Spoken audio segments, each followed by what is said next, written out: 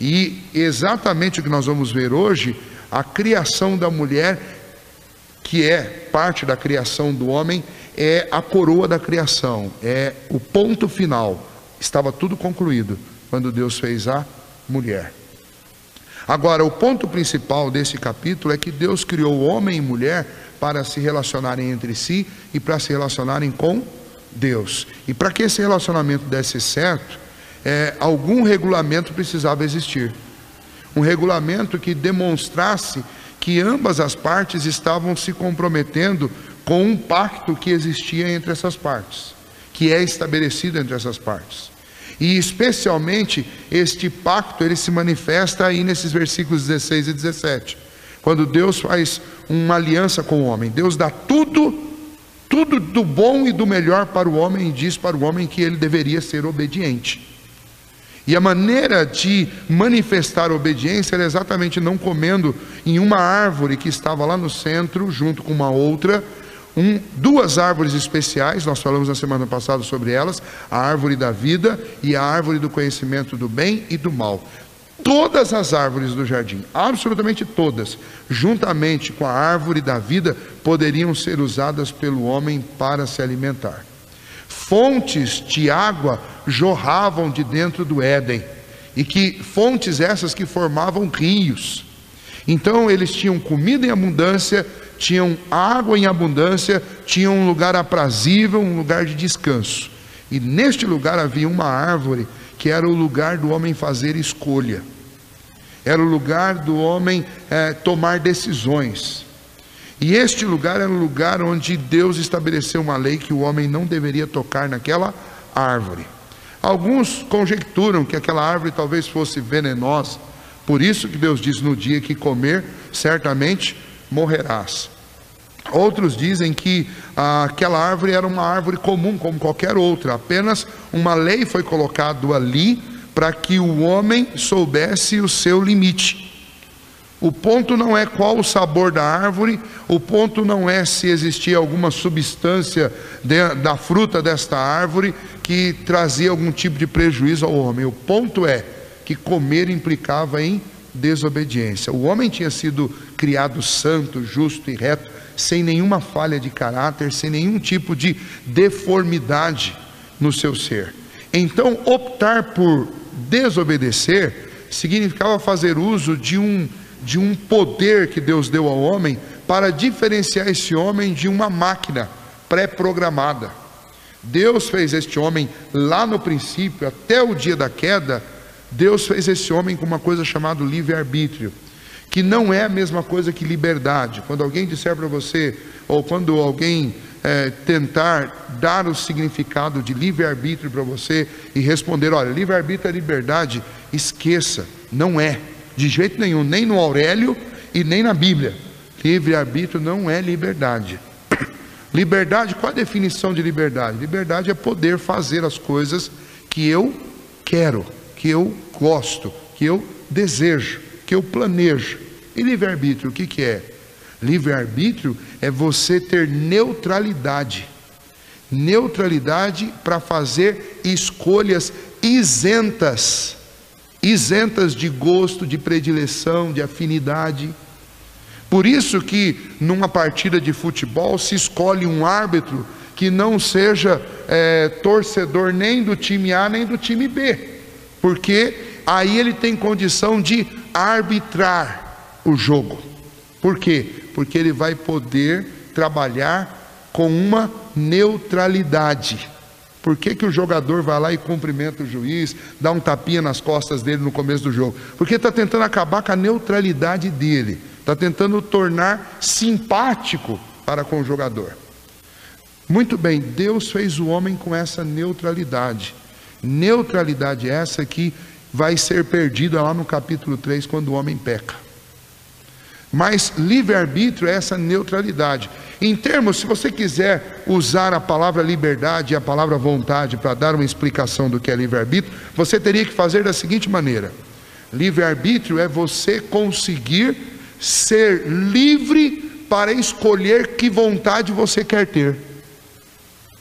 É o contrário do que definem por aí. As pessoas definem livre-arbítrio da seguinte maneira: não, livre-arbítrio é poder ter liberdade para fazer tudo que eu quero, tudo que eu sinto vontade. Não, arbítrio é acima, é algo bem superior a isso. Arbítrio é poder escolher qual vontade eu vou querer ter.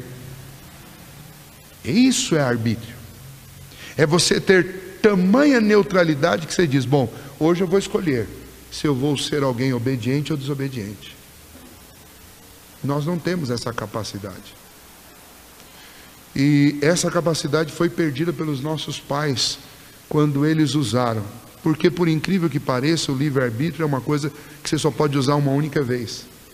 Porque depois que você usa uma vez, você se torna tendencioso, porque você passa a ter uma vontade que você escolheu. E daí para frente você é escravo dessa vontade. É por isso que a Bíblia diz que nós somos escravos da nossa natureza pecaminosa. Nossos pais escolheram pecar.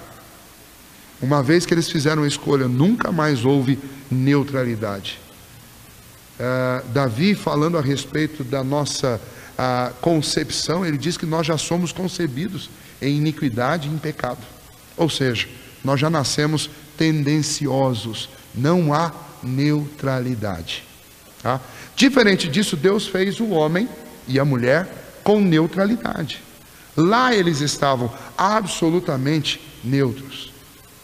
Eles foram feitos por Deus e Deus os criou de uma forma santa, justa e reta. Só que Deus os fez com livre-arbítrio e isso os tornava absolutamente mutáveis.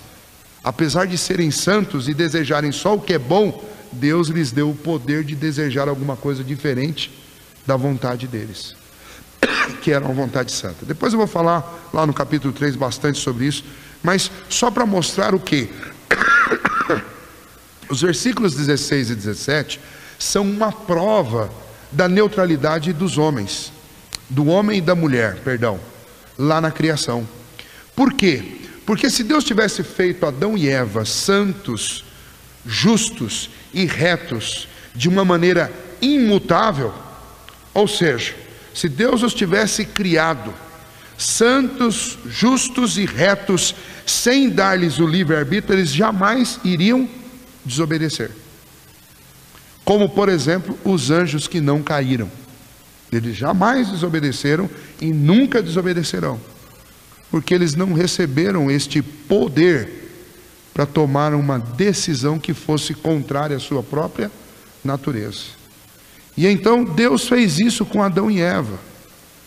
Deus fez isso com Adão e Eva para que Adão e Eva fossem seres autônomos, que eles tomassem decisões isentas tanto de influência divina, apesar de Deus tê-los feito santos, justos e retos. Se eles quisessem ser diferentes, até o dia do primeiro pecado eles podiam.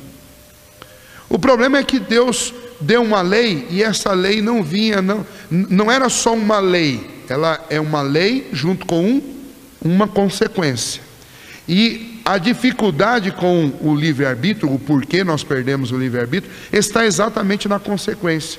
Porque a consequência é: no dia em que dela comerdes, certamente morrerás. Ou seja, uma vez que eu usasse o livre-arbítrio para desobedecer Deus, eu teria que arcar com uma vida completamente outra daquela que Deus tinha me dado inicialmente. Deus me deu uma vida onde eu tinha todas as condições de viver para sempre.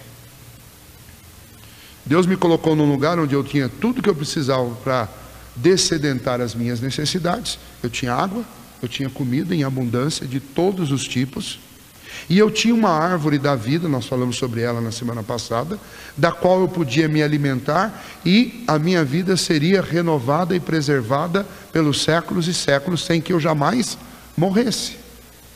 Esse era o resultado de se comer da árvore da vida.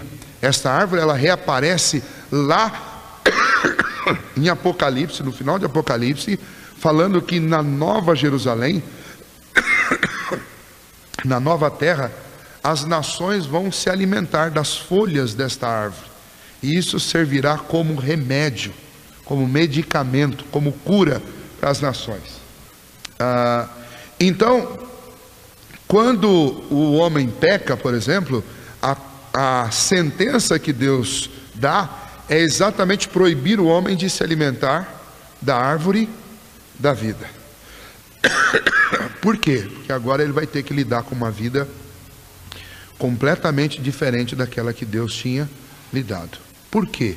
Porque Deus estabeleceu uma aliança com o homem, e nesta aliança, que é uma aliança graciosa, porque Deus está dando tudo, Deus está dando comida, Deus está dando água, Deus está dando a casa, Deus está dando a visão privilegiada, Deus está dando inclusive a lei para preservar a vida do homem, ou seja, é uma aliança graciosa, porque Deus está dando tudo.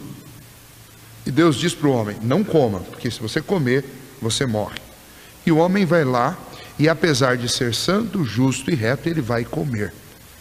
E por conta de comer, ele vai ser expulso, para que ele não se alimente mais da árvore da vida. Por quê? Porque agora existe uma sentença contra ele.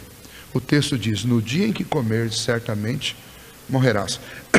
Em relação a esta declaração, desta proibição, especialmente a consequência, algumas questões são questionadas por alguns estudiosos do Antigo Testamento. Uma delas é que a Bíblia diz que no dia que comerdes, certamente morrerás. Só que Adão e Eva viveram uma vida bem longa. Eles viveram 9 séculos. Então, o que significa este certamente morrerás?